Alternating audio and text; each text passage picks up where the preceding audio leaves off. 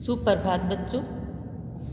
आज हम कक्षा 7 में अध्याय 18 का अध्ययन करेंगे, जिसका शीर्षक है संघर्ष के कारण मैं तुनुक मिजाज हो गया। धनराज मतलब जो हॉकी के खिलाड़ी हैं, प्रसिद्ध खिलाड़ी रह चुके हैं धनराज पिल्ले, उनके जीवन के बारे में है कि उन्होंने कहा कि संघर्ष के कारण मैं तुनुक मिजाज बन गया। ये जब 35 वर्ष के हो गए थे तो उनका एक साक्षात्कार लिया गया, इंटरव्यू जैसे लिया विनीता पांडे ने। इस साक्षात्कार की ही कुछ पंक्तियां हैं जो इस चैप्टर में ली गई है। उनसे जो सवाल पूछे गए उनका जवाब उन्होंने किस तरह से दिया। तो विनीता पांडे पूछते हैं, खिड़की पुणे की तंग गलियों से लेकर मुंबई के हीरानंदानी पवई कॉम्प्लेक्स तक आपका सफ़र बहुत लंबा और कष्टसाध्य रहा। उस सफ़र के बारे में कुछ बताएं। तो धनराज जी बताते हैं, बचपन मुश्किलों से भरा रहा। हम बहुत गरीब थे। मेरे दोनों बड़े भाई हॉकी खेलते थे, उन्हीं के चलते मुझे भी उसका शौक़ हुआ, पर हॉकी स्टिक खरीदने तक की हैसियत नहीं थी मेरी, इसलिए अपने साथियों की स्टिक उधार मांगकर काम चलाता था। वह मुझे तभी मिलती जब वे खेल चुके होते थे। इसके लिए बहुत धीरज के साथ अपनी बारी का इंतज़ार करना पड़ता था। मुझे अपनी पहली स्टिक तब मिली जब मेरे बड़े भाई को भारतीय कैंप के लिए चुन लिया गया। उसने मुझे अपनी पुरानी स्टिक दे दी। वह नई तो नहीं थी, लेकिन मेरे लिए बहुत कीमती थी क्योंकि वह मेरी अपनी थी। मतलब पहली बार उनको स्टिक कब मिली? हमेशा से ये उधार मांगकर खेलते थे या फिर उनके बड़े भाई खेल चुके होते थे, उसके बाद भी उनको स्टिक मिलती थी। मतलब उनका बचपन बहुत गरीबी में बीता। जब उनके भाई का सिलेक्शन मतलब वो भारतीय टीम के लिए चुने लिए गए थे तो उन्होंने अपनी पुरानी स्टिक इनको दे दी, तो उनको वो अपना नई स्टिक समझने लगे। मैंने अपनी जूनियर राष्ट्रीय हॉकी सन 1985 में मणिपुर में खेली। मतलब राष्ट्रीय हॉकी उन्होंने 1985 में मणिपुर में खेली सबसे पहले।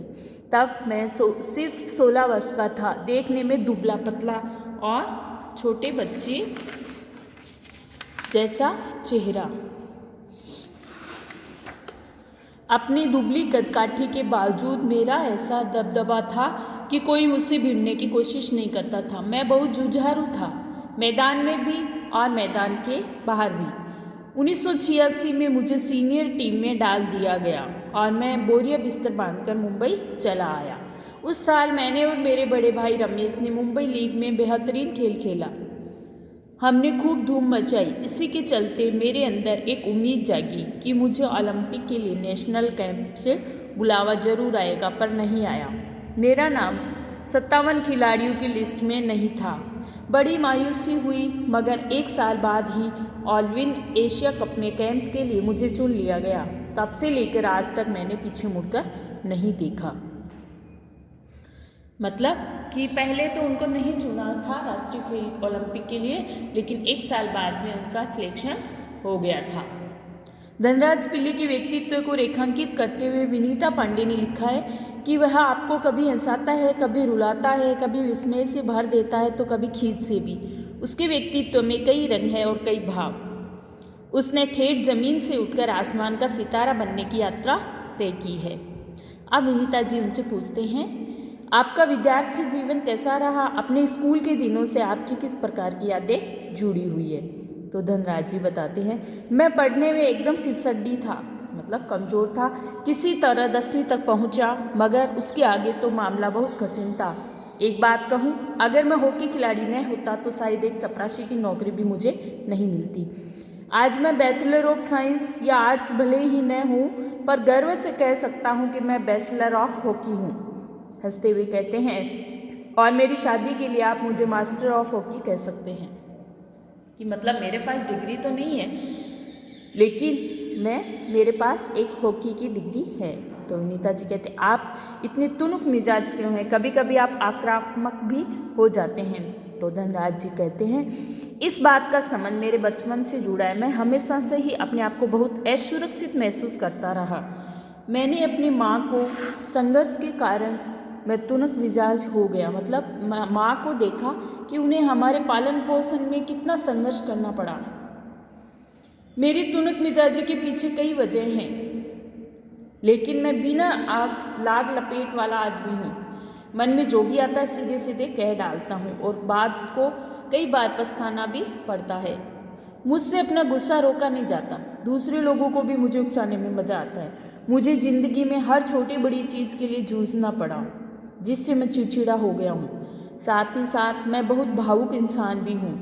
मैं किसी को तकलीफ में नहीं देख सकता। मैं अपने दोस्तों और अपने परिवार के बहुत कदर करता हूँ। मुझे अपनी गलतियों के लिए माफ़ी मांगने में कोई शर्म महसूस नहीं होती। तो विनीता जी कहते हैं, आपके परिवार की आपके लिए क्या अहमियत है? तो ये बताते हैं कि सबसे अधिक प्रेरणा मुझे अपनी माँ से मिली। उन्होंने हम सब भाई बहनों में अच्छे संस्कार डालने की कोशिश की। मैं उनके सबके नज़दीक हूँ, सबसे नज़दीक हूँ। मैं चाहे भारत में रहूँ या विदेश में, रोज़ रात में सोने से पहले माँ से ज़रूर बात करता हूँ। मेरी माँ ने मुझे अपनी प्रसिद्धि को विनम्रता के साथ संभालने की सीख दी है। मेरी सबसे बड़ी भाभी कविता भी मेरे लिए माँ की तरह है और वह भी मेरे लिए प्रेरणा स्रोत रही हैं। मतलब अपनी भाभी और माँ को ये बड़ा दर्जा देते हैं कि उनकी सफलता के पीछे उनसे ही प्रेरित होकर ये आगे बढ़े हैं। तो विनीता जी कहती हैं, आपने सबसे पहले कृत्रिम घास एक्स्ट्रोटर्फ पर हॉकी कब खेली?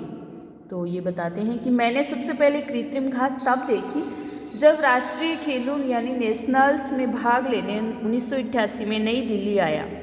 मुझे याद है कि किस तरह सौम्या और जोक्विम कारवाल्हो मुझे एक कोने में ले जाकर कृत्रिम घास पर खेलने के गुर बता रहे थे और जब भी बताने में लगे हुए थे मैं झुक झुक कर उस मैदान को छू रहा था।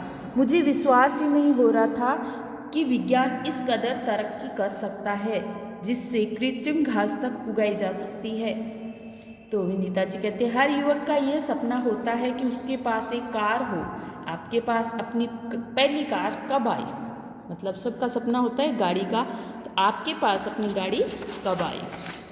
तो ये बताते हैं कि मेरी पहली कार एक सेकंड हैंड अरमाडा थी जो मुझे मेरे पहले के एम्प्लॉयर ने दी थी।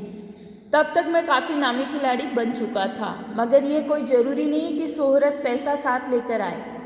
मैं तब भी मुंबई की लोकल ट्रेनों और बसों में सफ़र करता था क्योंकि टैक्सी में चढ़ने की हैसियत मुझ में नहीं थी। मुझे याद है एक बार किसी फोटोग्राफर ने एक भीड़ से भरे रेलवे स्टेशन पर मेरी तस्वीर खींचकर अगले शुभ अखबार में ये खबर छाप दी कि हॉकी का सितारा पिल्ले अब भी मुंबई की लोकल ट्रेनों में सफ़र करता है। कि मतलब मैं टैक्सी तक के पैसे नहीं थे, मैं लोकल ट्रेनों में सफ़र करता था। सिटी बसें जैसे होती है उसमें ही चढ़ लेता था।